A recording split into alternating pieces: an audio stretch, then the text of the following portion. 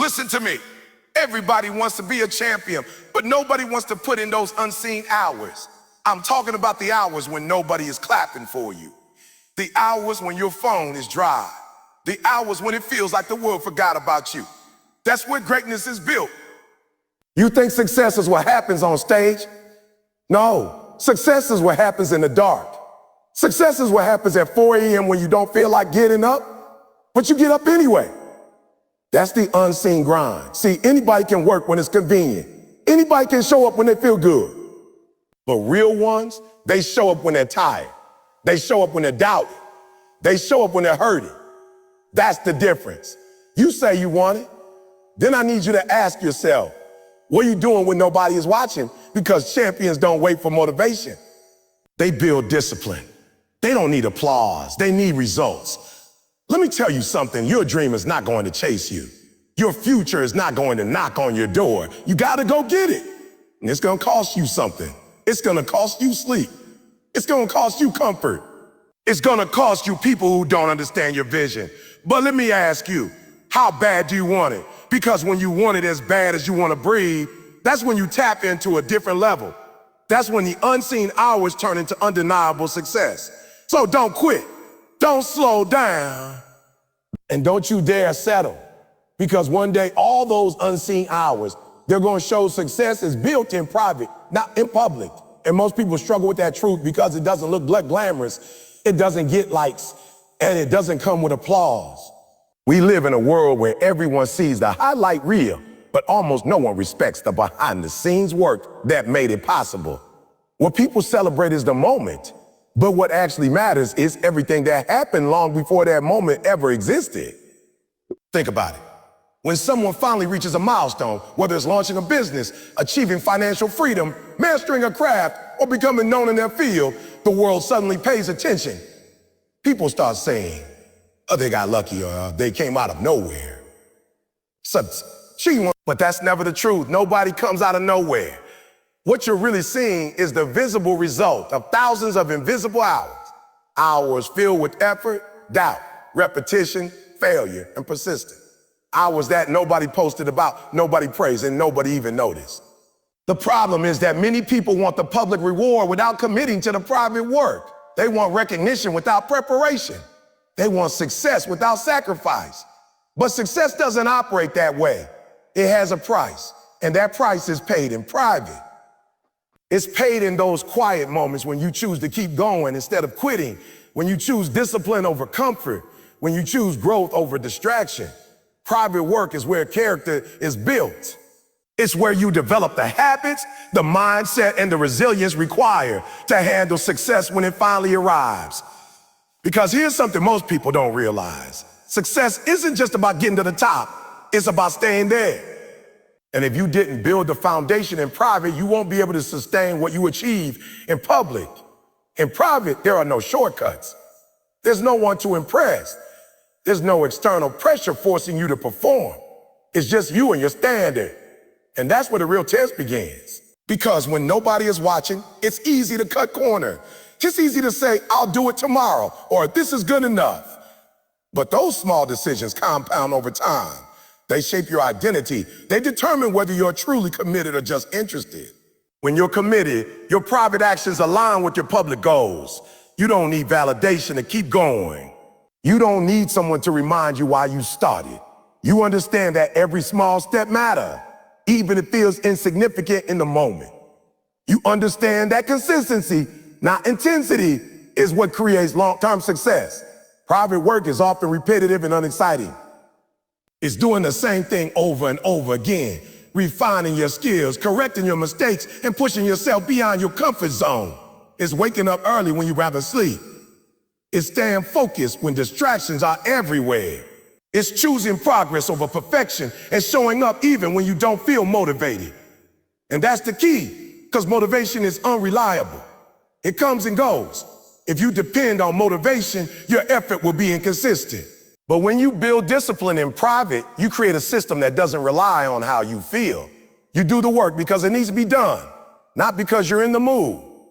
There will be days when the progress feels invisible. Days when you question whether it's even worth it. days when it seems like nothing is changing. But that's part of the process. Growth doesn't always show up immediately. Sometimes it's happening beneath the surface, like roots growing before a tree breaks through the ground. Just because you can't see doesn't mean it's not happening. That's why patience is essential. Not passive patience, but active patience. The kind where you keep working, keep improving, and keep believing when there's no immediate reward. Because the truth is, the results will come, but they'll come on their own timeline, not yours. Another important aspect of private work is accountability. When you're working in public, there's external pressure to perform. People are watching, expectations are set. But in private, that pressure disappears. You have to hold yourself accountable. You have to set your own standards and stick to them, even when it would be easier not to. That level of accountability builds integrity. It means you do what you say you would do, regardless of the circumstances. It means your word matters, even if no one else hears it. And that integrity carries over into every area of your life. Private work also forces you to confront yourself. There's no hiding from your weaknesses, no distractions to cover up your insecurities. You see exactly where you need to improve, and it's up to you to do something about it. That can be uncomfortable, but it's necessary. Because growth requires honesty, and honesty requires courage. You have to be willing to admit where you're falling short, not to criticize yourself, but to get better. You have to be willing to fail, to learn, and to try again. Failure in private is not something to fear. It's something to embrace. It's feedback. It's a guide that shows you what needs to change. Over time, those private efforts start to compound. Small improvements add up. Skills sharpen, confidence grows. And eventually, there comes a moment when all that unseen work becomes visible. That's when people start to notice. That's when opportunities appear. That's when the results speak for themselves. But by that point, the public recognition doesn't matter as much as people think. Because you already know what it took to get there. You understand the process. You understand the value of the work, and you're not dependent on external validation to feel successful. That's another key difference. When success is built in private, it's internal before it's external. You develop a sense of self-worth that isn't tied to opinions, likes, or applause. You know who you are because you put in the work. You've proven to yourself that you can show up, stay consistent, and follow through. And that confidence is powerful. It allows you to keep going, even when things get difficult. It allows you to take risks, to step outside your comfort zone, and to pursue bigger goals because you trust yourself. You trust your ability to figure things out, to adapt, and to keep moving forward. On the other hand, when someone tries to skip the private work and chase public success directly, it usually doesn't last. They might achieve something quickly, but without the foundation, it falls apart. Well, they don't have the discipline, the habits, or the mindset to sustain it. And when challenges arise, and they always do, they don't know how to respond. That's why the unseen hours matter so much. They're not just about achieving a goal. They're about becoming the kind of person who can handle that goal. They shape your identity. They prepare you for the responsibilities and challenges that come with success. It's also important to understand that private work is not a one-time phase. It doesn't stop once you achieve a certain level. It continues because growth is ongoing. There's always another level to reach, another skill to develop, another challenge to overcome. Even the most successful people continue to work in private. They continue to refine their craft, to learn and to improve. They don't rely on their past achievements. They stay committed to the process that got them there in the first place. So if you're in a phase where it feels like nobody sees your effort, where it feels like you're working without recognition, understand that you're exactly where you need to be. That's the process. That's the path. That's where the real work happens. Don't rush it. Don't try to skip ahead. Don't compare your behind the scenes to someone else's highlight reel. Focus on your own journey. Focus on your own growth. Focus on what you can control. Your effort, your attitude, and your consistency. Because at the end of the day, success is not about what people see. It's about what you do when they're not looking. It's about the choices you make in those quiet moments. It's about the standards you set for yourself and the discipline you bring to your work. And if you commit to that, if you embrace the private grind, if you stay consistent, if you keep showing up even when it's hard, then the results are inevitable. They may not come overnight. They may not come exactly when you expect them, but they will come. And when they do, it won't feel like luck. It won't feel like something that just happened. It will feel earned because you'll know the truth. You'll know about the early mornings, the late nights, the sacrifices, the setbacks, and the persistence. You'll know about the unseen hours, and that's what makes it real. Discipline beats motivation every single time. And the reason is simple. Motivation is based on feelings, while discipline is based on decision. Feelings change constantly. They rise and fall depending on your mood, your environment, your energy, and even things you can't control.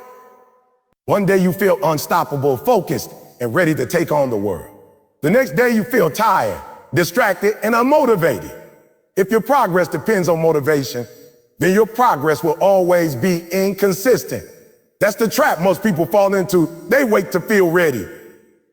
They wait for the right mindset, the right mood, the right moment. They tell themselves, I'll start when I feel more motivated, or I'll do it when I'm in the zone. But that moment doesn't come as often as they expect. And even when it does, it doesn't last. Motivation might get you started, but it's not strong enough to keep you going when things get difficult. Discipline, on the other hand, operates on a completely different level. It doesn't care how you feel. It doesn't negotiate with your excuses. It doesn't wait for the perfect condition. Discipline says, this needs to be done, so I'm going to do it. It's a commitment to action regardless of circumstances. It's showing up on the days when you don't feel like it, especially on those days. When you rely on discipline, you remove the emotional barrier between you and your work. You stop asking yourself whether you feel like doing something, and you start telling yourself that it has to be done. That shift may seem small, but it changes everything. It transforms your mindset from reactive to proactive. Instead of being controlled by your emotions, you take control of your actions. The truth is, the most important moments in your journey are not the days when you feel motivated. Those days are easy. Anyone can perform when they feel good. The real test is what you do on the days when everything in you wants to quit. When you're tired, when you're stressed, when progress feels slow, and when results seem far away. That's where discipline shows up. That's where it separates those who succeed from those who don't. Discipline is built through repetition. It's not something you're born with, and it's not something that appears overnight. It's developed through consistent action over time. Every time you do what you said you would do, especially when it's hard, you strengthen your discipline. Every time you choose effort over comfort, you reinforce that habit. And over time, those choices become part of your identity. At first, it feels difficult. It feels like you're forcing yourself. It feels unnatural. But as you continue, it becomes easier. Not because the work itself gets easier, but because you get stronger. You build mental toughness. You build resilience. You train yourself to push through discomfort instead of avoiding it. One of the biggest misconceptions is that disciplined people don't struggle. That they always feel focused, always feel driven, always feel ready. That's not true. They struggle just like everyone else. The difference is that they don't let those struggles dictate their actions. They feel the resistance, but they act anyway. That's what makes discipline powerful. It allows you to move forward even when your mind is trying to hold you back. Your mind will always look for the easier option. It will always try to protect you from discomfort. It will suggest that you take a break, that you delay, that you settle. And sometimes those suggestions sound reasonable. They sound justified. But discipline is what helps you recognize those moments and choose a different path. Discipline is also about structure. It's about creating systems that support your goals.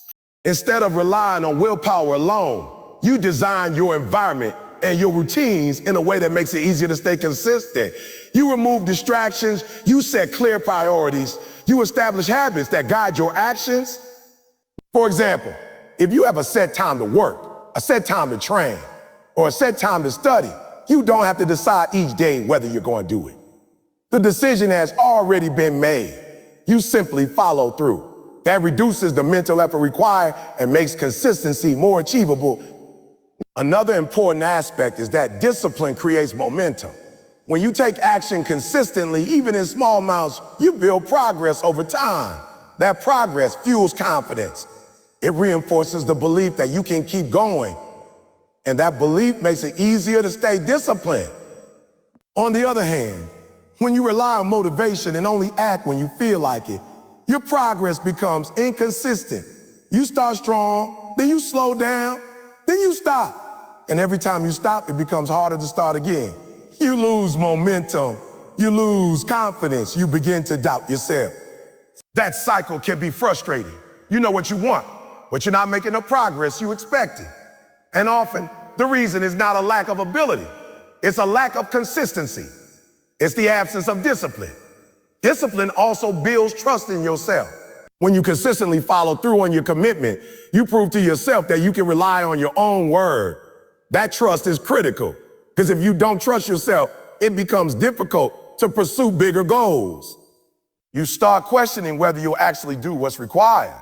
But when you're disciplined, you have that doubt. You know that if you set a goal, you'll take the necessary steps to achieve it. Not perfectly, not without challenges, but consistently. And that consistency is what drives results. There's also a deeper level to discipline. It shapes your identity. The actions you take repeatedly become part of who you are. If you consistently choose effort, you become someone who works hard. If you consistently choose growth, you become someone who improves. If you consistently choose discipline, you become someone who can be counted on. And once that identity is established, your actions start to align with it naturally. You don't have to force yourself as much because it becomes part of your standard. It becomes who you are, not just what you do. It's important to recognize that discipline is not about being perfect. You will have off days. You will make mistakes. You will have moments where you fall short. But discipline is not broken by a single failure. It's defined by your ability to get back on track. When you slip, the key is not to stay down. It's to reset quickly and continue. Discipline is about persistence, not perfection. It's about maintaining your direction, even if your pace varies. Another challenge is that discipline often requires you to do things that are uncomfortable or inconvenient.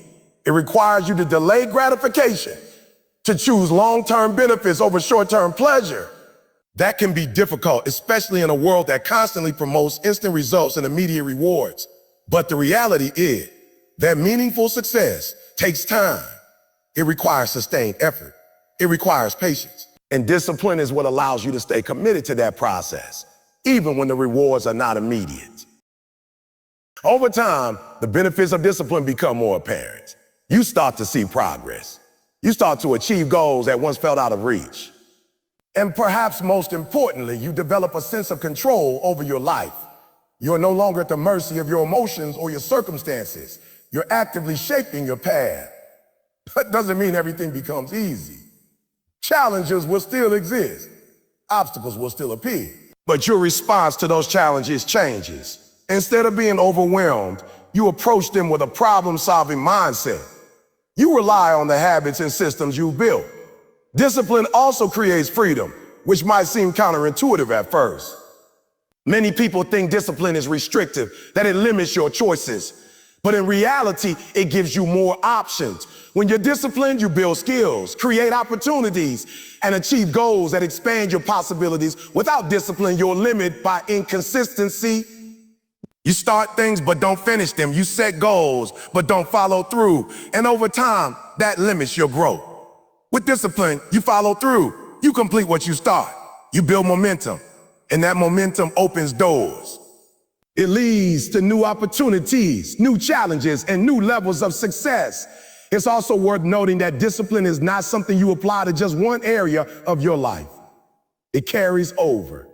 When you're disciplined in one area, it becomes easier to be disciplined in others. The habits you build in your work can influence your health, your relationships, and your personal development. That's why it's so important to focus on building discipline as a core trait, not just a temporary strategy. It's not about pushing yourself for a short period and then stopping. It's about creating a sustainable approach that you can maintain over the long term. And the way you do that is by starting small. You don't need to change everything at once. You don't need to be perfect from the beginning. You just need to be consistent. Choose a few key actions and commit to them. Follow through daily. Build that habit. As those habits become stronger, you can expand. You can take on more. You can set bigger goals. But it all starts with that foundation of discipline. At the end of the day, motivation is temporary. It's a spark. It can inspire you, it can energize you, but it cannot sustain you. Discipline is what sustains you. It's what keeps you moving forward when the spark fades. And if you want long-term success, if you want consistent progress, if you want to reach your full potential, then you can't rely on something that comes and goes. You need something stable, something reliable, something that doesn't depend on how you feel. That something is discipline. The grind continues even when you don't feel like it. And that reality separates those who talk about success from those who actually achieve it. Because if you're honest, there are going to be many days when you don't feel ready, when your energy is low, when your mind is distracted, and when the last thing you want to do is the very thing you know you should be doing. Those moments are not rare. They are part of the process. They are built into the journey, and how you respond to them determines everything. People often imagine progress as a straight line powered by passion and excitement, but that's not how it works. Passion is inconsistent. Energy fluctuates. Life gets in the way. There are responsibilities, setbacks, unexpected problems, and emotional ups and downs. If your effort depends on feeling good, then your effort will stop every time those factors show up, and they will show up often. That's why the idea of continuing to grind, regardless of how you feel, is so important. It shifts your mindset from emotional dependence to personal responsibility. Instead of asking yourself whether you're in the mood, you focus on what needs to be done. You stop negotiating with your feelings and start honoring your commitments. There's a certain kind of strength that develops when you act despite resistance. It's not loud or dramatic. It doesn't come with immediate rewards, but it's powerful because it builds resilience. Every time you push through a moment of discomfort, you train your mind to understand that feelings are temporary and that they don't control your actions unless you allow them to. At first, that resistance feels strong. It feels convincing. Your mind presents arguments that sound reasonable. You're tired. You deserve a break. You can do it later. One day won't matter. And sometimes those thoughts feel so justified that it becomes easy to give. But the issue is not the single decision. It's the pattern that follows. When you repeatedly choose comfort over commitment, you reinforce a habit of avoidance. On the other hand, when you continue to grind, even when you don't feel like it, you build a habit of follow-through. You prove to yourself that you can operate under less than ideal conditions. You show yourself that your actions are not dependent on your emotions. And that realization changes how you approach everything. One of the most important things to understand is that feelings are not commands.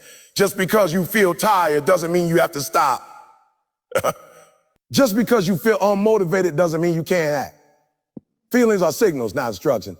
They provide information, but they don't have to dictate your behavior. There will be days when your effort is not at its peak. Days when you can't give 100%, and that's okay. Continuing to grind doesn't mean being perfect every day. It means showing up in some capacity. It means doing what you can with what you have in that moment. Even if it's less than your best, it's still progress. That consistency, even at a lower intensity, is what keeps you moving forward. It prevents you from falling into cycles of stopping and starting. Because one of the hardest parts of any journey is not the work itself. It's restarting after you stop. The longer you stay inactive, the harder it becomes to get back in the rhythm. When you maintain continuity, even with small efforts, you keep that rhythm alive. You stay connected to your goals. You maintain momentum, and that momentum reduces the friction of starting again the next day. There's also a mental shift that happens when you embrace this mindset. You begin to see challenges differently. Instead of viewing difficult days as reasons to stop, you see them as opportunities to strengthen your discipline. You recognize that those are the moments that matter the most because they're the moments where most people give up. And when you push through those moments, you separate yourself, not in a dramatic, visible way at first, but gradually, over time, those small differences in behavior compound. While others are inconsistent, you remain steady. While others pause, you continue. And that consistency creates a gap. Another important aspect is that continuing the grind builds confidence. Not the confidence that comes from success, but the kind that comes from success, but the kind that comes from reliability. You start to trust yourself more. You know that even on a bad day, you will still take action. That trust reduces hesitation. It reduces doubt. It makes it easier to face bigger challenges because you've already proven that you can handle smaller ones under pressure. It's also important to acknowledge that not feeling like it doesn't always come from laziness. Sometimes it comes from mental fatigue, stress, or even fear of failure, fear of not being good enough, fear of wasting effort. Those feelings can be heavy and they can make action feel difficult, but avoiding action doesn't remove those feelings. In many cases, it makes them stronger. The longer you delay, the more pressure builds. The more you think about what you're not doing, the more overwhelming it becomes. Taking action, even a small step, breaks that cycle.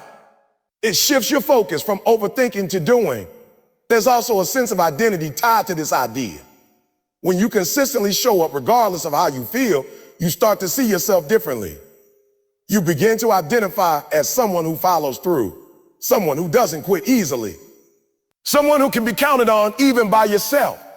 That identity is powerful because it influences your future behavior. When you see yourself as consistent, you're more likely to act consistently. When you see yourself as resilient, you're more likely to push through challenges. Your actions reinforce your identity, and your identity reinforces your action. It's a cycle, and continuing the grind strengthens it in a positive direction. There will also be times when the lack of motivation is tied to a lack of visible progress. You're putting in effort, but you're not seeing results yet. That can be discouraging. It can make the work feel pointless. But this is where patience becomes essential. Progress is not always immediate. In many cases, it's delayed. You might be improving without realizing it. You might be building skills, gaining experience, and developing habits that haven't yet translated into visible outcomes. That doesn't mean the work is wasted. It means the results are still forming. Continuing during that phase is critical. Because if you stop before the results appear, you never reach the point where your efforts pay off. Stop stopping just before the breakthrough. Another challenge is external distractions. There will always be alternatives to doing the work, easier options, more comfortable activity. Things that provide immediate gratification.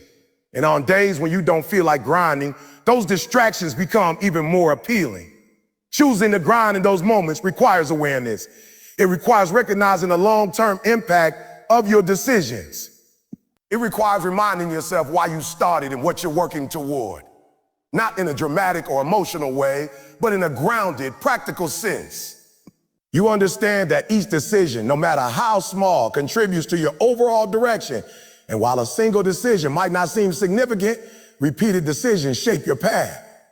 It's also important to manage your expectation. Continuing the grind doesn't mean pushing yourself to exhaustion every day. It doesn't mean ignoring your limits or neglecting your well-being. There's a difference between discipline and burnout. The goal is sustainable effort that you can maintain over time. That might mean adjusting your intensity on certain days. It might mean focusing on smaller tasks when your energy is low. But the key is to stay engaged, to stay connected to your goals, even in a reduced capacity. Rest and recovery are part of the process, but they should be intentional, not reactive. There's a difference between choosing to rest and avoiding work because you don't feel like it. One supports your progress, the other delays it. Over time, as you continue to push through those low motivation moments, they become less intimidating. You become familiar with the feeling of resistance. It no longer surprises you. It no longer controls you. You expect it, and because you expect it, you're prepared for it. That preparation makes a difference. Instead of being caught off guard, you have a plan. You know that even if you don't feel like it, you're still going to take action. And that clarity removes a lot of internal conflict. You don't waste as much time debating whether to start. You don't get stuck in overthinking. You move more quickly from intention to action. And that efficiency adds up. It saves time. It conserves energy, increases your overall output. Not because you're working harder every moment, but because you're reducing the delays that come from hesitation. Continuing the grind also builds a deeper appreciation for the process itself. When you rely only on motivation, you tend to enjoy the work only when it feels good. But when you continue, regardless of how you feel, you develop a different relationship with the work. You begin to value consistency. You begin to respect the effort. You begin to take pride in showing up even on difficult days. That pride is not based on external validation. It's based on your own standards. And that internal satisfaction is more stable. It doesn't depend on outcomes or recognition. It comes from knowing that you're doing what needs to be done. There will still be challenges. There will still be days when it feels harder than usual. But the difference is that you no longer see those days as obstacles. You see them as part of the journey, as something to move through, not something to avoid. That perspective changes everything. It removes the expectation that things should always feel good. It replaces it with an understanding that growth often feels uncomfortable, and that discomfort is not a signal to stop, but a sign that you're pushing beyond your current limits. And when you consistently operate from that mindset, you build a level of resilience that cannot be easily shaken. You become less dependent on external factors, less influenced by temporary emotions, more focused on long-term progress. That's what it means to continue the grind even when you don't feel like it. It's not about forcing yourself in a harsh or unsustainable way. It's about making a decision to stay consistent, to stay committed, and to keep moving forward regardless of how you feel in the moment.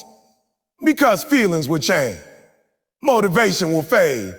But if you can maintain your actions through those changes, you create stability. And that stability is what drives results over time. Early mornings and late nights separate the average from the elite, not because of the time on the clock itself, but because of what those hours represent. They represent intention. They represent sacrifice. They represent a willingness to go beyond what is required and step into a level of effort that most people avoid. It's not about waking up early just for the sake of it or staying up late to prove a point. It's about using those hours when distractions are minimal and the world is quieter to focus deeply on what matters most. The average person tends to operate within the boundaries of convenience. They work when they have to, rest when they want to, and structure their day around comfort. There's nothing inherently wrong with that, but it rarely leads to exceptional results. Because when you only operate within comfortable limits, your growth is also limited. You stay within a predictable range of effort, and over time, that produces predictable outcomes. The elite operate differently. They extend their effort beyond what is expected. They find time when others say they don't have any. And often that time comes from the edges of the day, the early mornings and the late nights. Those are the hours that are usually unclaimed, the hours that can be transformed into opportunity. In the early morning, before the world becomes noisy and demanding, there is a unique kind of clarity. Your mind is less cluttered. Your focus is sharper. There are fewer interruptions pulling your attention in different directions. It's a time when you can think deeply, plan effectively, and execute without constant distraction.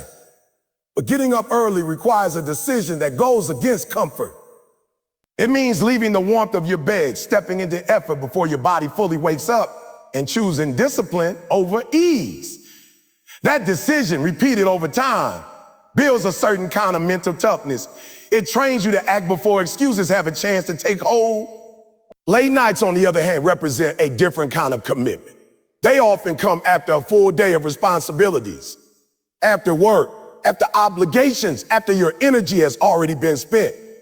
Choosing to continue working in those hours requires persistence. It requires the ability to push beyond fatigue and stay focused, even when your mind is telling you to stop. Together, early mornings and late nights create a space where progress can accelerate. They give you extra time that others are not using in the same way. And over weeks, months, and years, that extra time compounds. It turns into additional practice, additional learning, additional execution. It becomes an advantage. But it's not just about the quantity of time. It's about the quality of effort within that time. Those hours are most valuable when they are used with intention. When you're not just busy, but focused. When you're not just working, but improving. When you're not just passing time, but building something meaningful. There's also a psychological shift that comes with operating in those hours. When you consistently wake up early or stay up late to work on your goals, you start to see yourself differently. You begin to identify someone who is serious about their growth, someone who is willing to do what others won't. That identity reinforces your actions and strengthens your commitment. It's important to recognize that this approach is not about extremes. It's not about eliminating rest or pushing yourself to exhaustion. In fact, without proper balance, it can lead to burnout. The goal is not to sacrifice your well-being, but to prioritize your time more effectively. To make conscious choices about how you use the hours available to you. For some people, early mornings work best. For others, late nights are more productive. The specific timing is less important than the principle behind it. The principle is that you create dedicated time for focused effort, even if it requires stepping outside your comfort zone. Another factor that makes these hours powerful is the reduction of external noise. During the day, there are constant interruptions, messages, calls, responsibilities, unexpected tasks. Your attention is fragmented. It's difficult to maintain deep focus for extended periods. In contrast, early mornings and late nights are quieter. There are fewer demands on your attention. You can enter a state of flow more easily, where your focus is uninterrupted and your work becomes more efficient. In that state, you can accomplish more in a shorter amount of time compared to working in a distracted environment. This ability to focus deeply is a key differentiator. It allows you to produce higher quality work, to learn more effectively, and to make faster progress. And because these hours are less crowded, they become an ideal time for that kind of focused effort. There's also an element of ownership involved. When you choose to use these hours, you're taking control of your schedule rather than reacting to it. You're deciding that your goals are important enough to deserve dedicated time. You're not waiting for free time to appear, you're creating it. That sense of ownership builds confidence. It reinforces the idea that you are in control of your progress, that your results are not determined solely by external circumstances, but by the choices you make consistently. Of course, there will be challenges. Waking up early can feel difficult, especially in the beginning. Staying focused late at night can be mentally demanding. There will be days when your energy is low, when your motivation is not there, when the effort feels heavier than usual. But those challenges are part of what makes the process valuable. Because each time you push through them, you strengthen your discipline. You prove to yourself that you can operate beyond comfort. And that ability becomes a long-term asset. It's also worth noting that not all early mornings and late nights are equally productive. There will be times when your focus is not at its best, when your energy is not optimal. That's normal. The key is consistency, not perfection. Over time, the average level of your effort increases, and that's what drives results. Another important aspect is clarity. Using these hours effectively requires knowing what you're working toward. Without clear goals, it's easy to fill the time with low-value activities. You might feel productive, but you're not making meaningful progress. That's why it's important to define your priorities, to identify the tasks that have the greatest impact on your goals, and to use those focused hours to work on those tasks specifically. That alignment ensures that your effort translates into results. There's also a long-term perspective to consider. The advantage created by early mornings and late nights is not immediate. It builds gradually. Each extra hour of focused work might not seem significant on its own, but over time, it accumulates. Think about the difference between someone who consistently adds 2 hours of focused work each day and someone who doesn't. Over a week, that's 14 additional hours. Over a month, it's more than 50. Over a year, it becomes hundreds of hours. That difference compounds into skill development, experience, and output. And that's where the separation happens. Not in a single moment, but over time. The elite are not necessarily working harder every second, but they are consistently investing more focused time into their growth. And that investment pays off. There's also a level of sacrifice involved. Choosing early mornings might mean going to bed earlier than others.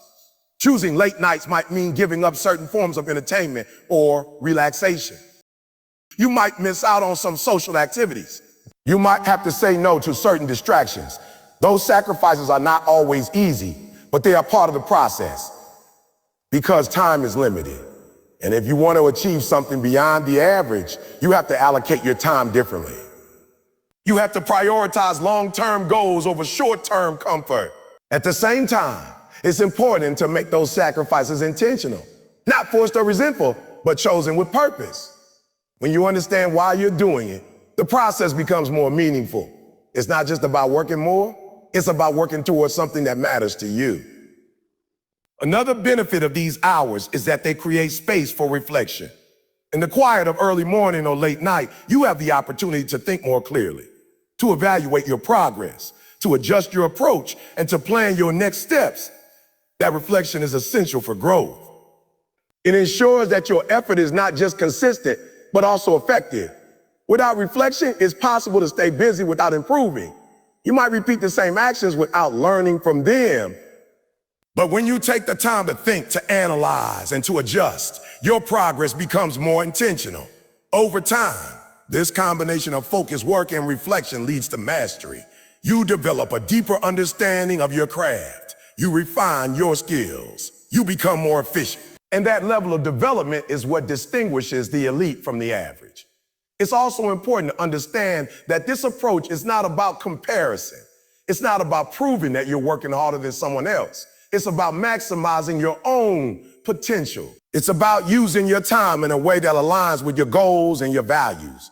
Because ultimately, success is not defined by how many hours you work, but by how effectively you use those hours. Early mornings and late nights are simply tools that can help you create the space needed for focused, intentional effort.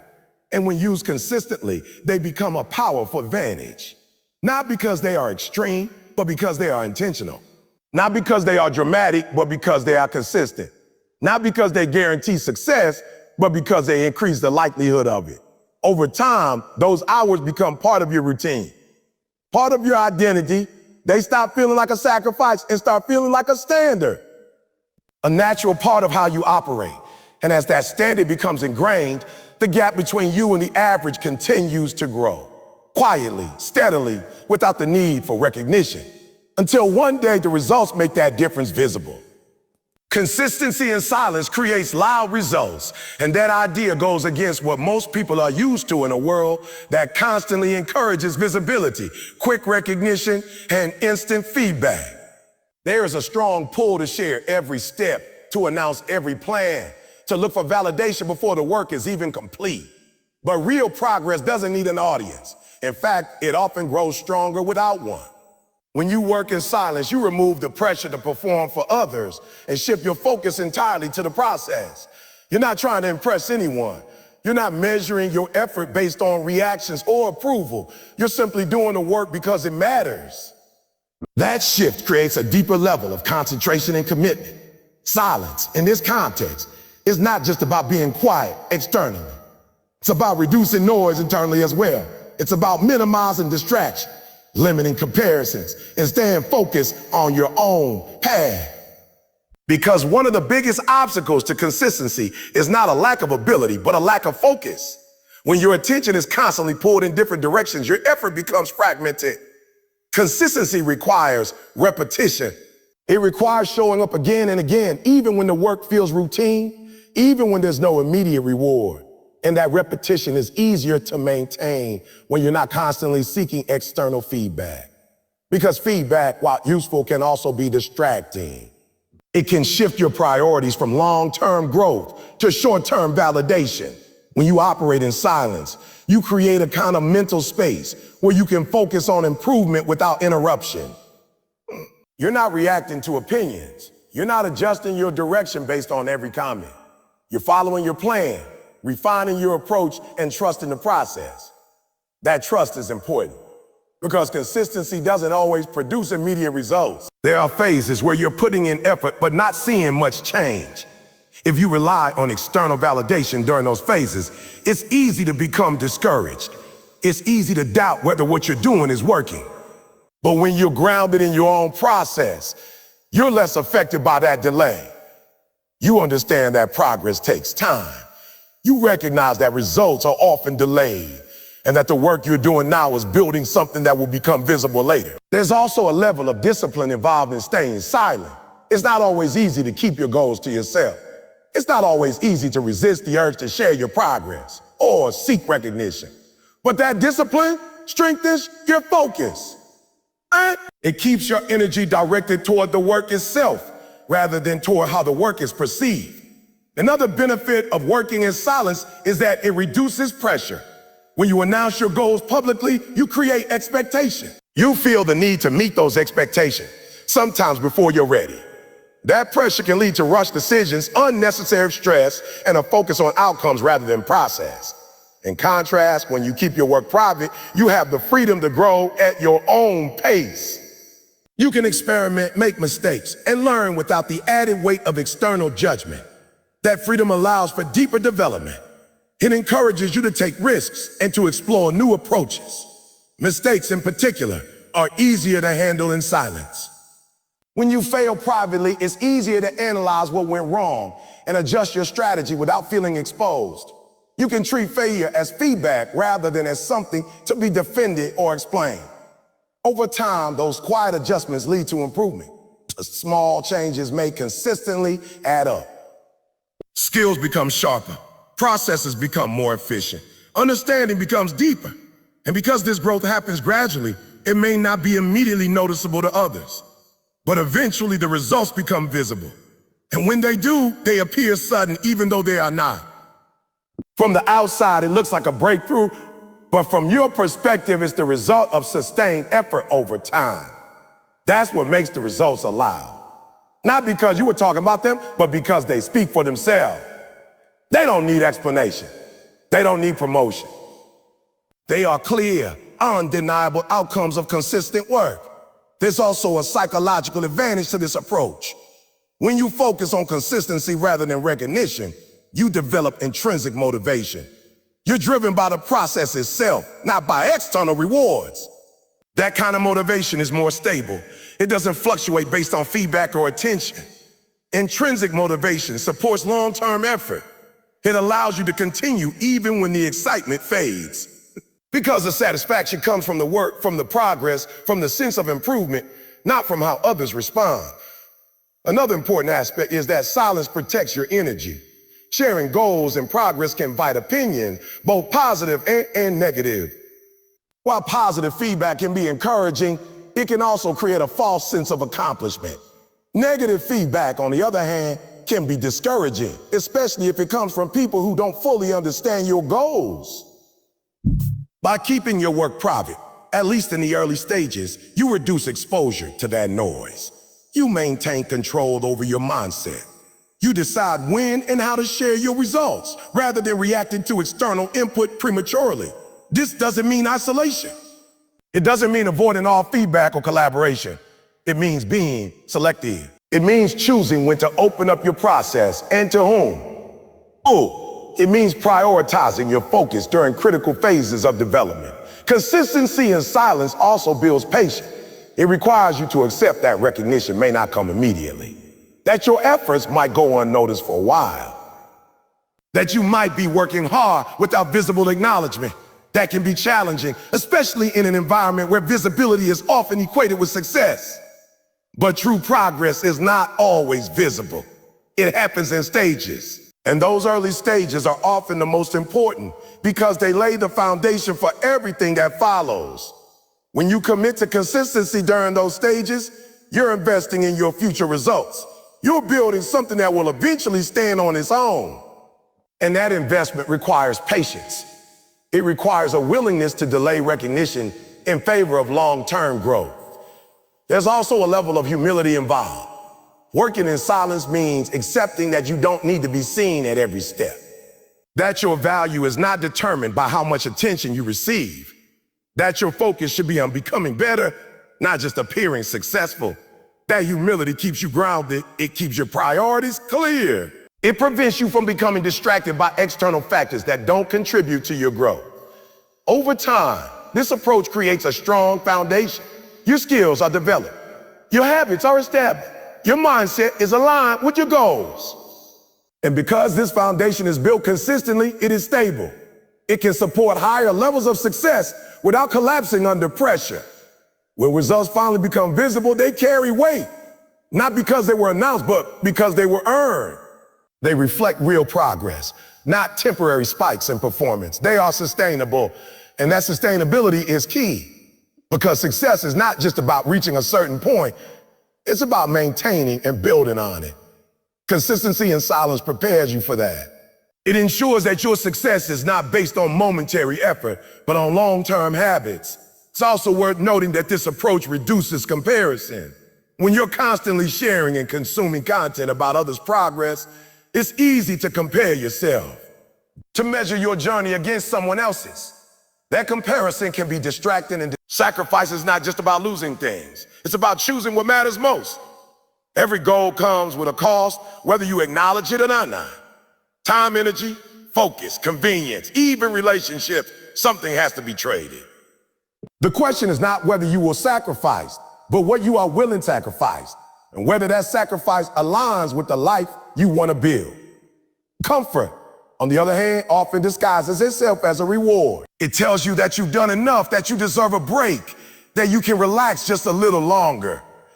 And while rest is important, comfort becomes a problem when it turns into avoidance. When it becomes a default response instead of a conscious choice. When it starts to replace effort instead of supporting it. The danger of comfort is that it creates stagnation.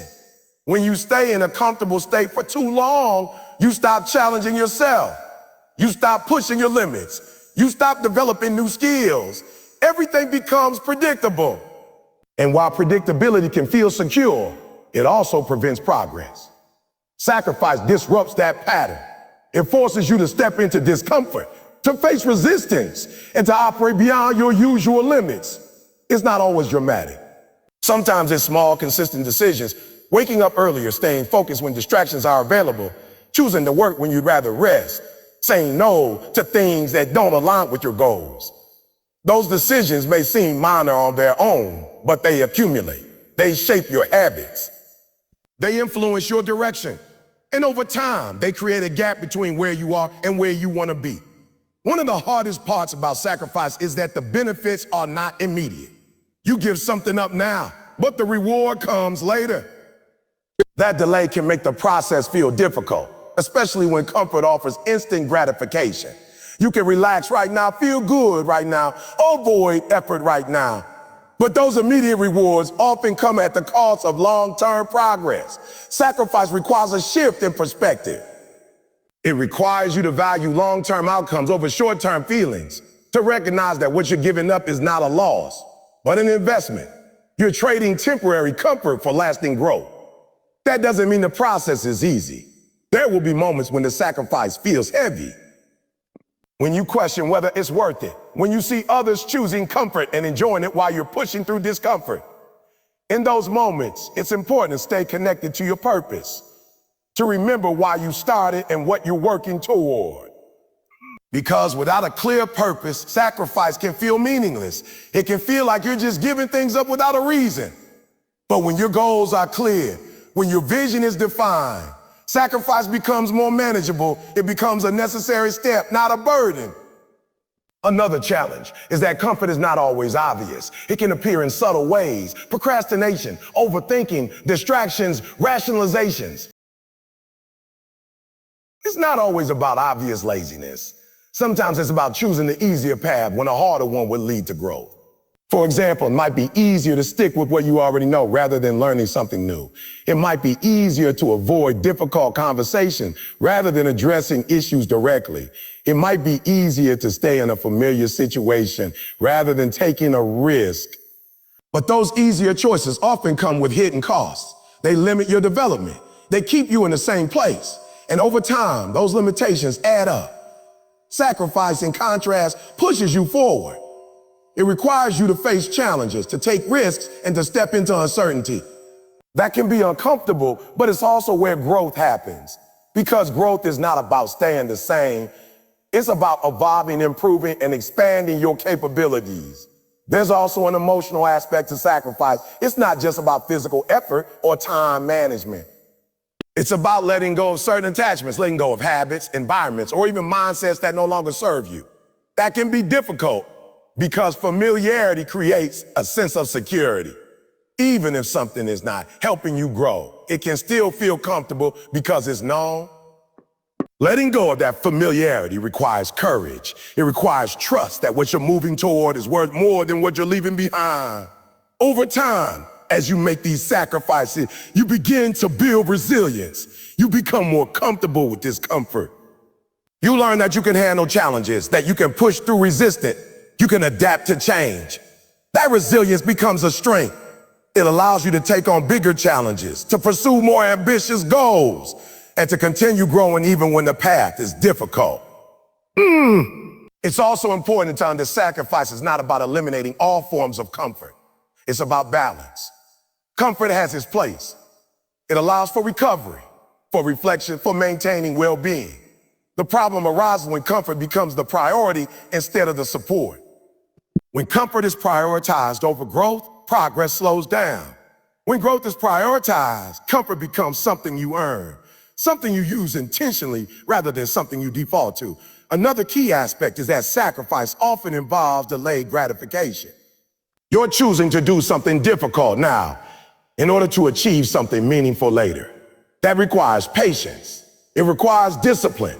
It requires the ability to stay focused on your long-term vision, even when the present moment feels challenging. Delayed gratification is not just a skill, it's a mindset. It's the understanding that meaningful outcomes take time and that the process cannot be rushed. It's the willingness to stay committed even when the results are not immediate. As you develop this mindset, your relationship with effort changes. You no longer see effort as something to avoid, but as something to embrace. You understand that effort is the path to growth, not an obstacle to it. There's also a sense of ownership that comes with sacrifice. When you make conscious decisions to prioritize your goals, you take control of your direction. You're not reacting to circumstances, you're shaping your path. That sense of control builds confidence. It reinforces the idea that your actions matter, that your choices have an impact, that you are capable of creating change in your own life. At the same time, sacrifice can create a sense of isolation. You may find that not everyone understands your choices. Not everyone shares your priorities. Some people may question why you're giving up certain things, while you're pushing yourself, while you're not choosing the easier path.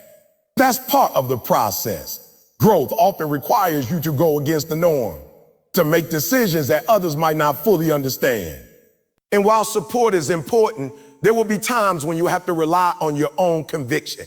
That conviction comes from clarity, from knowing what you want and why you want it. When that clarity is strong, external opinions have less influence. You stay focused on your path. Over time, the sacrifices you make begin to show results. Not always immediately, but gradually, you start to see progress. You start to notice changes in your skill, your mindset, your opportunity. Those results reinforce your commitment. They show you that the sacrifices were not in vain, that the discomfort had a purpose, that the effort is leading somewhere. And as those results grow, your perspective on comfort changes. You begin to see it not as something to chase constantly, but as something to manage, something that should not control your decisions. You also begin to recognize that growth itself can become rewarding. The process of improving, of overcoming challenges, of reaching new levels becomes fulfilling. It provides a sense of accomplishment that comfort alone cannot offer. In the long run, the difference between those who grow and those who stay the same often comes down to this willingness to sacrifice, to give up what is easy for what is meaningful, to endure discomfort in pursuit of something greater. It's not about being extreme or pushing yourself endlessly. It's about making consistent, intentional choices that align with your goals. It's about recognizing that comfort, while appealing, can limit your potential if it becomes your priority. And it's about understanding that every step forward requires something in return. Time, effort, focus, discipline. Those are the currencies of growth. When you accept that, when you stop resisting the need for sacrifice and start embracing it as part of the process, your approach changes. You become more intentional, more focused, more committed. And with that shift, growth becomes not just possible, but inevitable over time. Your habits, when nobody is watching, define your future, because those habits represent your true standards. Not the standards you talk about, not the standards you display in front of others, but the standards you actually live by when there is no external pressure to perform. In those private moments, your choices are not influenced by expectations, recognition, or accountability from others. They are influenced only by your own discipline, your own mindset, and your own commitment. It's easy to act with intention when people are watching.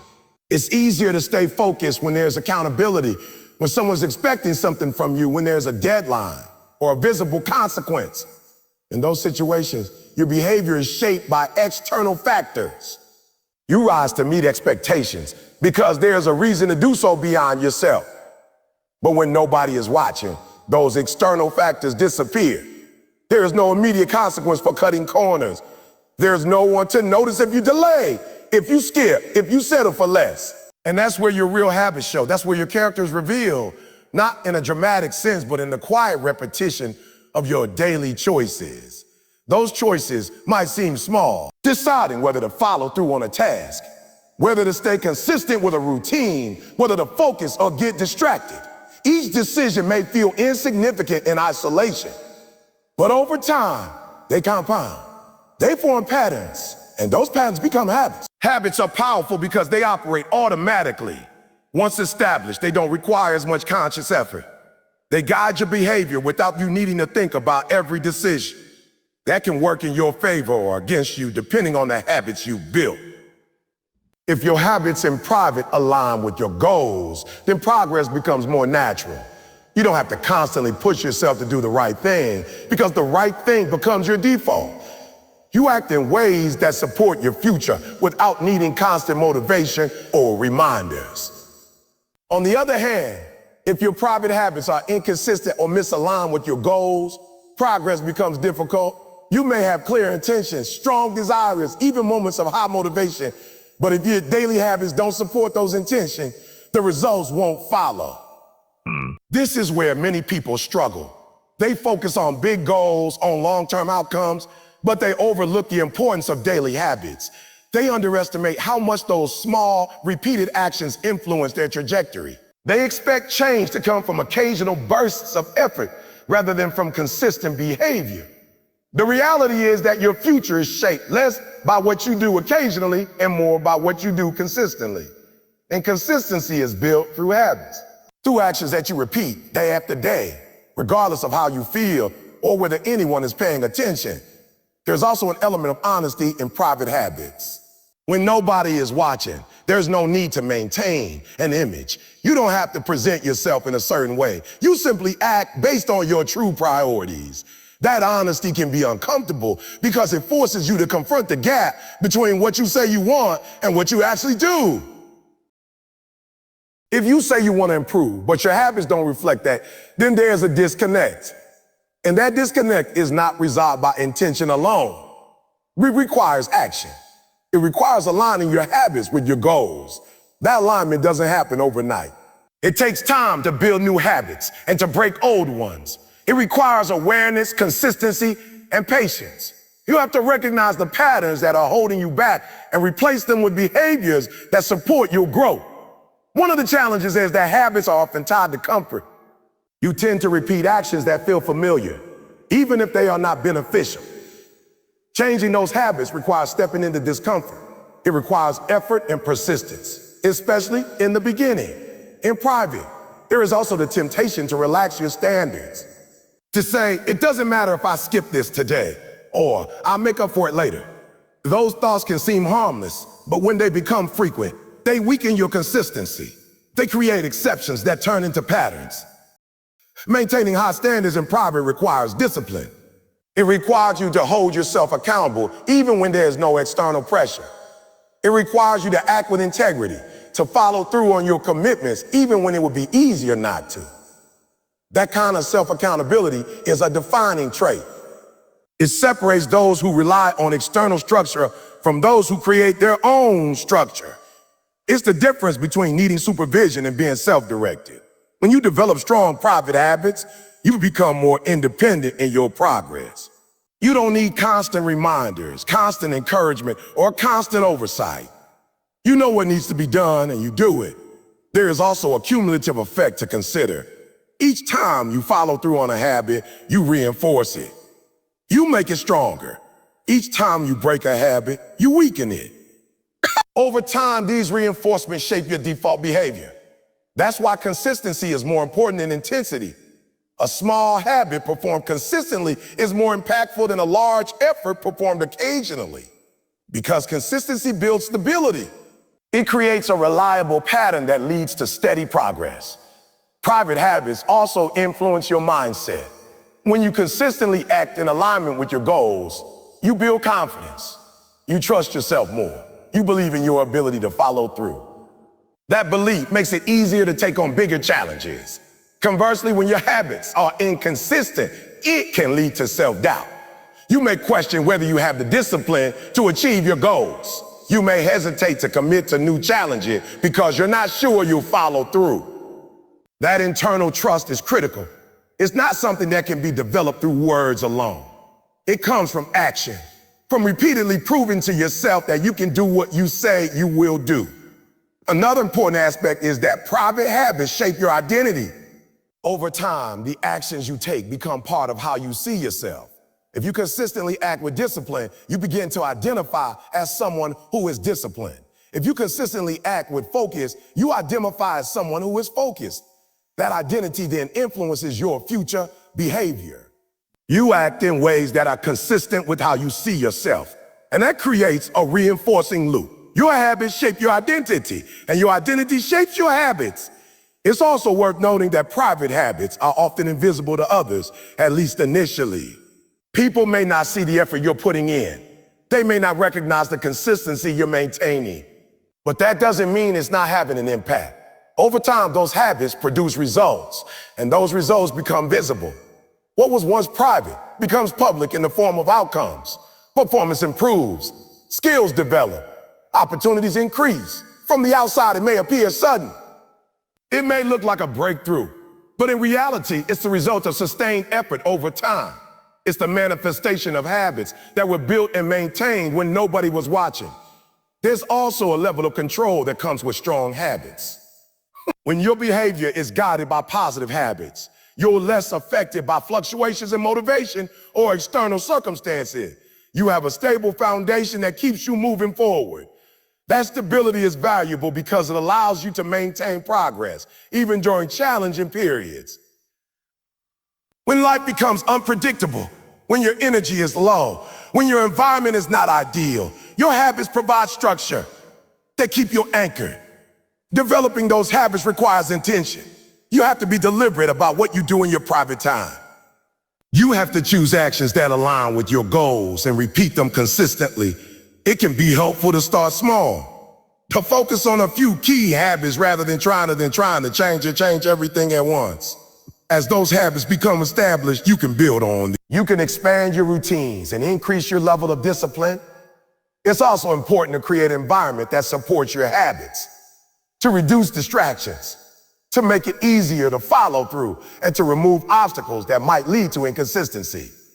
While habits are internal, the environment plays a role in shaping them.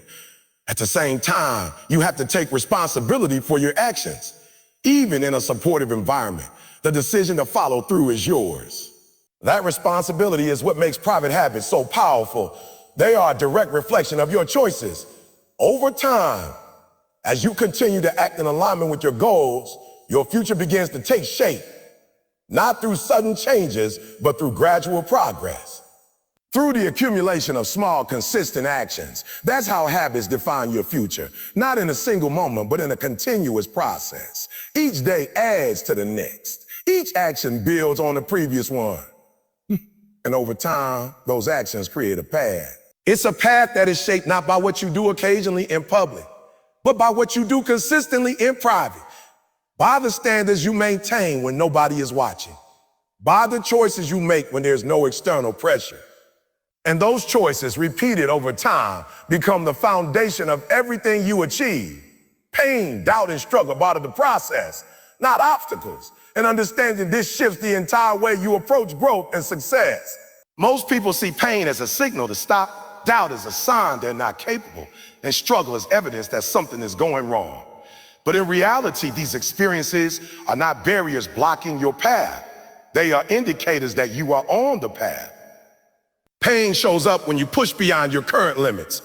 It's the body and mind reacting to something unfamiliar, something demanding. Whether it's physical effort, mental strain, or emotional pressure, pain often accompanies growth because growth requires expansion. You cannot develop strength without resistance. You cannot build endurance without stress. You cannot improve without challenging what you are currently capable of. The problem is that pain is uncomfortable, and naturally, people want to avoid discomfort. It's a basic human instinct. But when avoidance becomes the default response, growth is limited. You stay within safe boundaries, repeating what you already know, doing what feels manageable. And while that may reduce discomfort in the short term, it also prevents development in the long term. When you start to see pain as part of the process, your relationship with it changes. Instead of reacting with avoidance, you begin to respond with awareness. You recognize that discomfort does not necessarily mean something is wrong. It may mean that something is changing, that you are stepping into a new level of effort, a new level of challenge. This doesn't mean all pain should be ignored. There's a difference between productive discomfort and harmful strain. The key is to learn to distinguish between the two. Productive discomfort pushes you to improve. It challenges you, but it doesn't damage you. Harmful strain, on the other hand, leads to burnout or injury. Understanding that difference allows you to navigate growth more effectively. Doubt operates in a similar way. It appears when you are stepping into uncertainty, when you are attempting something new, something difficult, something that doesn't have guaranteed outcomes. Doubt is not a sign of weakness. It's a natural response to the unknown. Most people interpret doubt as a reason to stop. They think, if I were really capable, I wouldn't feel this way. But that assumption is flawed. Even highly capable individuals experience doubt. The difference is not in the presence of doubt, but in how it is handled. When you accept that doubt as part of the process, you stop trying to eliminate it and start learning to act alongside it. You understand that you don't need complete confidence to move forward. You don't need to feel certain about every step. You only need enough clarity to take the next action. Doubt becomes less intimidating when you stop giving it authority over your decision. It can exist without controlling you. You can acknowledge it but still choose to act. And with each action, your confidence grows, not because the doubt disappears, but because you prove to yourself that you can move forward despite it. Struggle is the environment where both pain and doubt often exist. It's the phase where progress is not smooth, where things don't come easily, where effort is required at a higher level. Struggle can feel discouraging because it highlights your limitations. It shows you where you are not yet strong, not yet skilled, not yet experienced. But that exposure is necessary. Without it, you wouldn't know where to improve. Struggle provides feedback. It reveals gaps. It points out areas that need development. And while that can be uncomfortable, it is also valuable. If everything were easy, there would be no need to grow. Ease does not demand change. Struggle does. It forces you to adapt, to learn, to refine your approach. It pushes you out of your comfort zone and into a space where improvement becomes possible. One of the challenges is that struggle often feels like a lack of progress. You're putting in effort, but the results are not immediate. You may feel stuck, like you're not moving forward. But progress during struggle is not always visible. It can be internal, developing resilience, building understanding, strengthening habits. Those internal changes are important because they form the foundation for external results. They prepare you for future success. They ensure that when opportunities arise, you are ready to take advantage of them. Another aspect of struggle is that it tests your commitment. It asks whether you are willing to continue even when things are difficult. It challenges your reasons for starting. If your motivation is based only on or quick results, struggle will weaken it. But if your motivation is rooted in purpose, in long-term goals, it becomes stronger. Pain, doubt, and struggle often appear together, especially during periods of growth. You might feel the discomfort of effort, the uncertainty of doubt, and the difficulty of struggle all at once. That combination can be overwhelming if you see it as a negative experience. But when you understand that it is part of the process, it becomes more manageable. You begin to expect it. You prepare for it. You recognize it as a phase rather than a permanent state. This perspective reduces fear. You're no longer surprised by challenges. You don't interpret them as signs that you're failing. Instead, you see them as signs that you're engaged in something meaningful, something that requires effort and development. There's also a sense of resilience that develops when you consistently move through these experiences.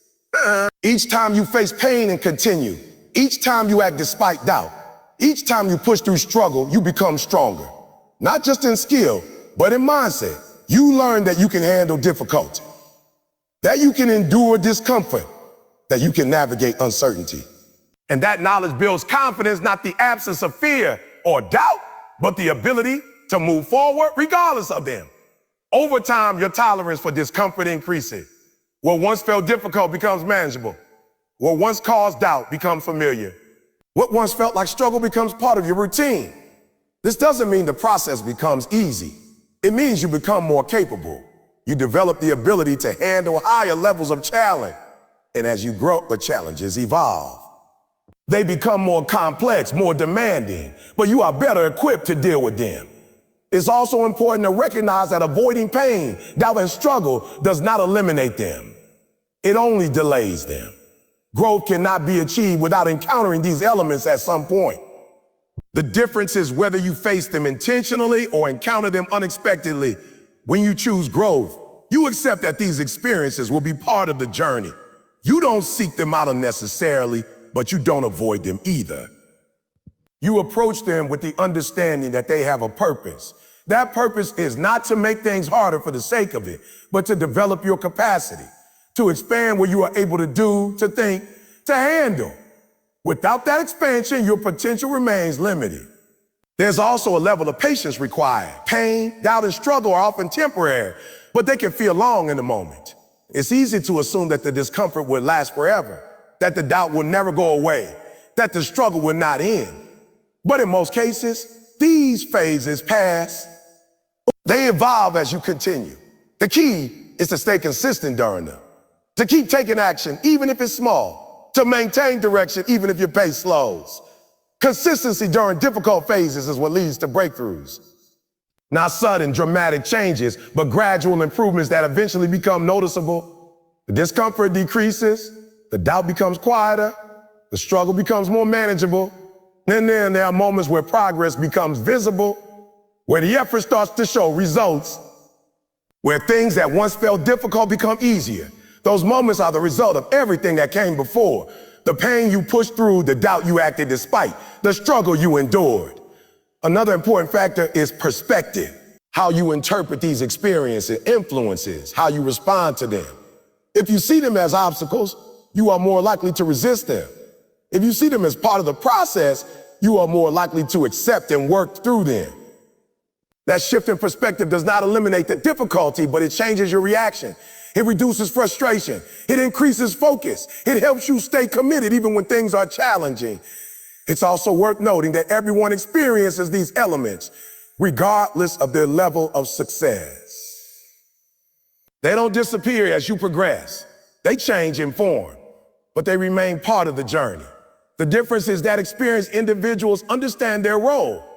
They don't interpret them as reasons to stop. Instead, they use them as signals, as indicators of where they need to improve, where they need to adjust, where they need to continue pushing. Ultimately, pain, doubt, and struggle are not signs that you are off track.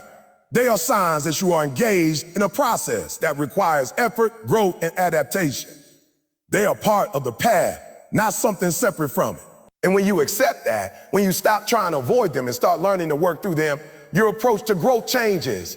You become more resilient, more focused, more capable. Not because the process becomes easier, but because you become stronger within. You must chase your dreams aggressively. They won't come to you. And waiting is one of the most subtle ways people sabotage their own potential. It doesn't feel like failure in the moment. It feels like patience, like preparation, like waiting for the right time. But often it's hesitation disguised as strategy. It's the belief that somehow opportunity will arrive on its own, that things will align perfectly, that circumstances will shift in your favor without you forcing movement. But that's not how progress works. Opportunities don't usually appear fully formed and ready for you. They respond to action. They are created, shaped, and discovered through movement.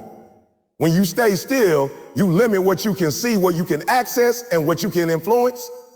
When you move, even imperfectly, you increase your chances of finding direction, of learning, of adapting. Chasing your dreams aggressively doesn't mean acting recklessly or without thought. It means acting with urgency and intent. It means recognizing that time is limited and that every day you delay is a day you could have been building something. It means understanding that effort compounds, and the earlier you start, the more time you give yourself for that compounding to work. There's a difference between thinking about your goals and pursuing them. Thinking feels productive, but it doesn't create results on its own. Planning is important, but it has a limit. At some point, you have to move. You have to test your ideas, apply your skills, and take steps that bring you closer to what you want. Aggression, in this sense, is about consistency and intensity combined. It's about not letting too much time pass between your action. It's about maintaining momentum. It's about treating your goals as priority, not as optional activities you get to when everything else is done. One of the biggest obstacles to this mindset is comfort. It's easy to fall into routines that feel safe, to focus on what is familiar rather than what is necessary for growth. Chasing your dreams aggressively often requires stepping out of those routines, taking on new challenges, and exposing yourself to uncertainty. That uncertainty can be intimidating. It brings questions. What if it doesn't work? What if you fail? What if you're not ready? Those questions can slow you down if you let them. They can make you hesitate, second guess, and delay action. But waiting for certainty is a trap. It's a trap. Certainty rarely comes before action. It develops through experience. You gain clarity by doing, not by thinking alone. Every step you take provides feedback. It shows you what works, what doesn't, and what needs to change. Aggressive pursuit also means taking responsibility for your progress. Instead of relying on external factors, timing other people, you focus on what you can control. Your effort, your consistency, your willingness to learn and adapt. This shift in responsibility is empowering, but it also removes excuses. You can no longer blame inaction on circumstances alone. You recognize that even in less than ideal situations, there are still actions you can take, however small they may be. Another important aspect is initiative. Opportunities often go to those who take action first, who put themselves in positions where opportunities can find them. If you wait to be invited, to be chosen, to be noticed, you limit your chances. Taking initiative means reaching out, creating, building, learning, putting yourself in situations where growth is possible. It means being proactive rather than reactive. It means not waiting for permission to start. There's also a level of persistence required. Chasing your dreams aggressively doesn't guarantee immediate success. In fact, it often involves setbacks, failures, and moments where progress feels slow. Aggression is not just about starting fast. It's about continuing despite obstacles. When things don't go as planned, the tendency might be to slow down, to step back, to reconsider. Reflection is important, but it should not turn into stagnation. Instead, you adjust and keep moving. You learn from the experience and apply those lessons to your next steps. Momentum is critical in this process. When you maintain consistent action, you build rhythm. That rhythm makes it easier to continue. It reduces the friction of starting. It keeps you connected to your goals. On the other hand, when you stop or slow down too much, restarting becomes harder. Doubt can creep in. Motivation can drop. The longer you stay inactive, the more difficult it becomes to regain that momentum. Aggressive pursuit also involves focus. It's easy to get distracted by multiple ideas, opportunities, or paths. But spreading your attention too thin can reduce the effectiveness of your effort. You might feel busy, but not make meaningful progress. Focusing on a clear direction allows you to channel your energy more effectively. It helps you build depth rather than just surface-level experience. It enables you to develop skills and produce results that stand out. At the same time, aggression requires adaptability. Chasing your dreams does not mean sticking rigidly to one approach. It means being willing to adjust your strategy when needed, to recognize when something is not working and to try a different path. This balance between persistence and adaptability is important. Persistence keeps you moving forward. Adaptability ensures that your movement is effective. Another challenge is that aggressive pursuit often requires sacrifice. Time, energy, comfort, and sometimes even certain relationships or activities. You may have to prioritize your goals over immediate enjoyment. You may have to say no to things that don't align with your direction. These sacrifices can feel difficult, especially when others around you are choosing comfort or taking a different path. But the reality is that achieving something meaningful often requires a different level of commitment.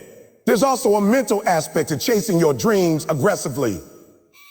You have to believe that your goals are worth the effort, that they are possible even if the path is unclear. This belief doesn't have to be perfect or constant, but it needs to be strong enough to keep you moving. Doubt will still appear. Fear will still be present.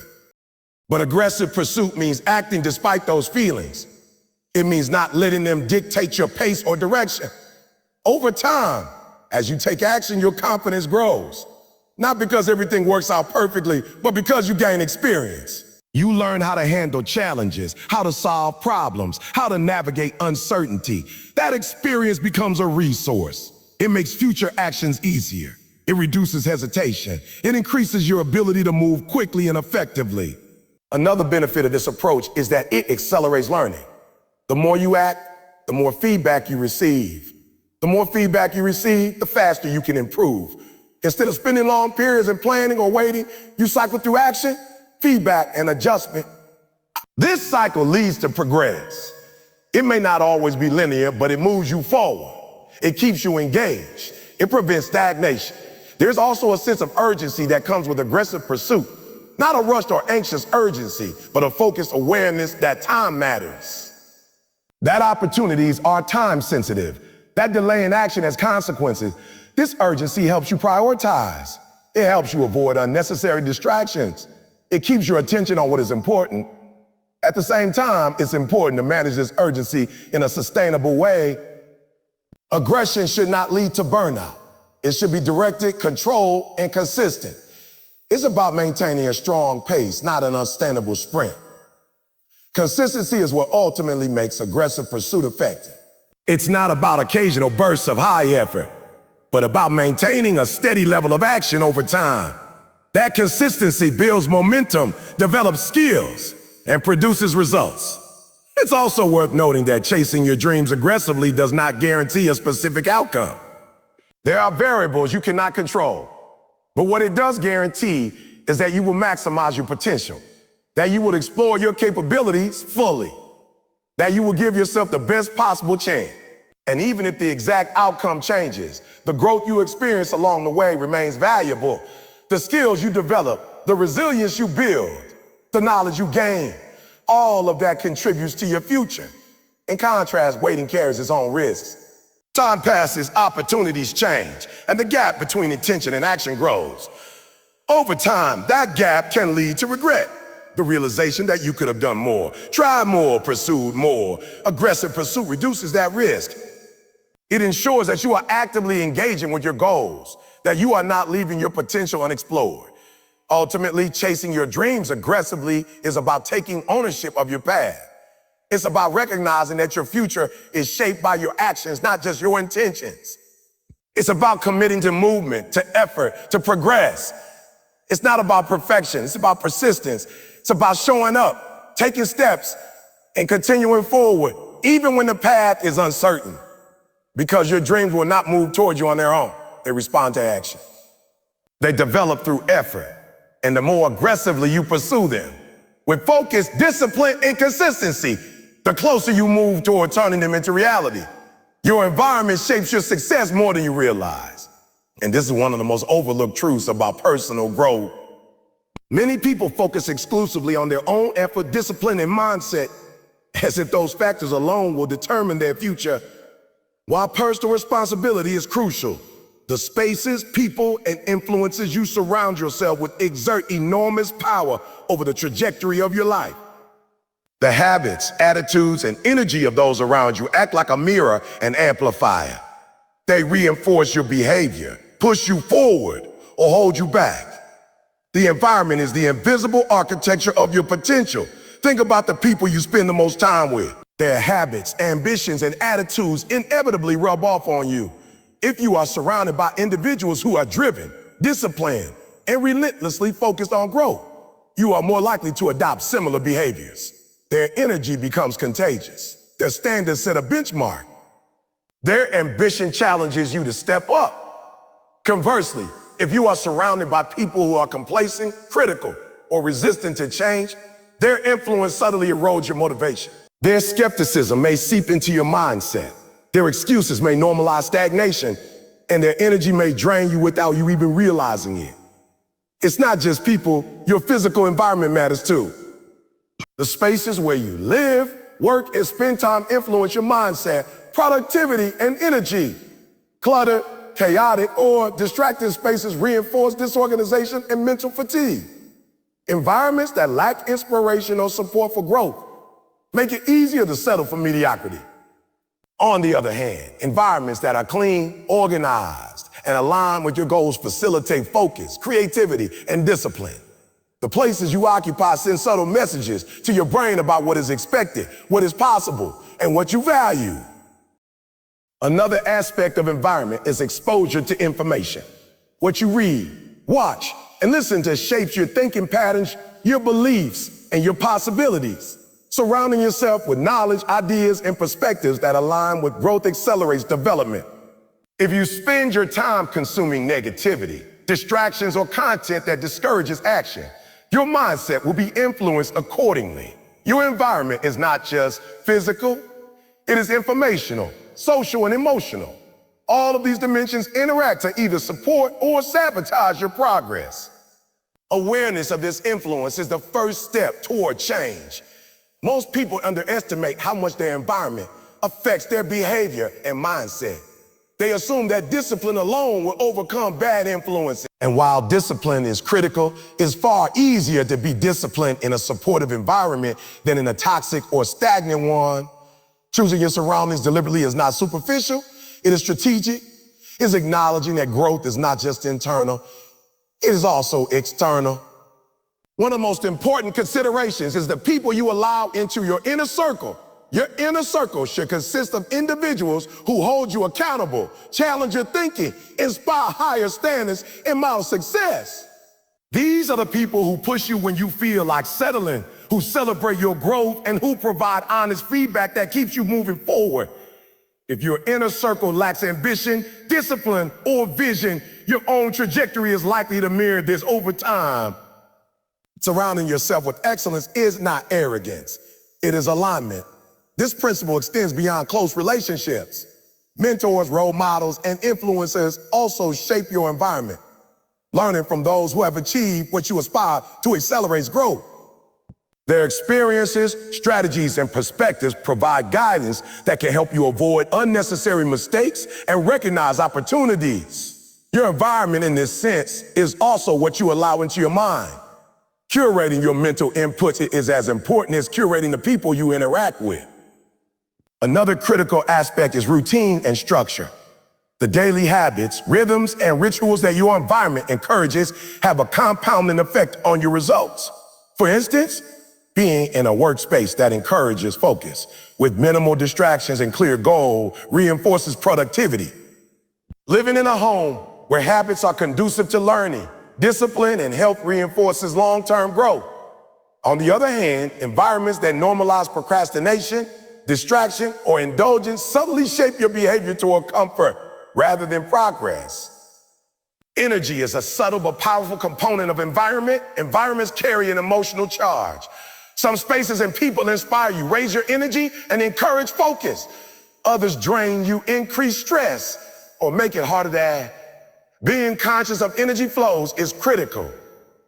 You must be willing to minimize exposure to negative or draining energy and maximize engagement with environments that energize and uplift you. Your emotional and mental performance is often a direct reflection of the energy you are immersed in daily. The concept of environment also applies to opportunity. Proximity matters. Being around the right people, the right spaces, and the right networks increases the likelihood of encountering opportunities. Those who aggressively chase their dreams understand this. They position themselves in environments where growth is normalized, collaboration is possible, and advancement is accessible. Waiting passively rarely produces results. Strategic placement in productive environments amplifies effort.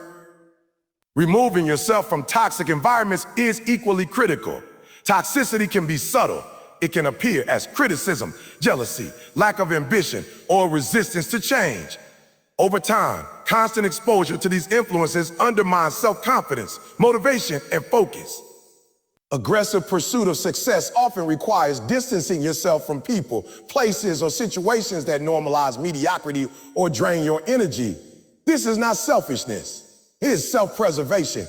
Environment also shapes identity. The values, behaviors, and energy of your surroundings influence how you see yourself. If you are in an environment where excellence, growth, and discipline are normalized, you begin to internalize those standards. You see yourself as capable, ambitious, and committed.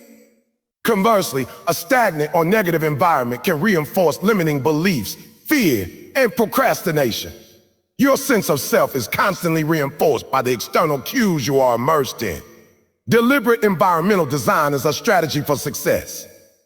This might mean reorganizing your physical space to encourage focus, curating your social circle to elevate standards, seeking out mentors and role models, or selectively consuming content that inspires action.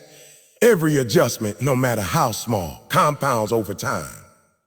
Small changes to your environment can dramatically improve your habits, mindset, and outcomes. The influence of environment is also seen in cultural norms. If you operate in a culture or community where achievement is celebrated and effort is recognized, you are more likely to adopt those values. If you operate in a culture that rewards complacency or discourages risk-taking, you are more likely to be constrained by those norms. Understanding the cultural and societal elements of your environment allows you to navigate them strategically, adopting what supports growth and minimizing what hinders it. Your environment even affects resilience. Challenges are unavoidable, but how you respond is shaped by your surroundings. Supportive environments provide guidance, resources, and encouragement, enabling you to bounce back faster. Toxic or unsupportive environments increase stress, magnify setbacks, and make recovery slower and more difficult. Designing an environment that supports resilience ensures you can maintain momentum through obstacles. Technology and digital spaces are part of the modern environment. Social media, online communities, and digital networks can influence mindset and behavior profoundly. Passive consumption of negative or distracting content can erode motivation. Conversely, intentional engagement with educational, inspiring, and growth-oriented digital environments can accelerate learning and expose you to new opportunities. Cultivate it wisely and your growth will be unstoppable.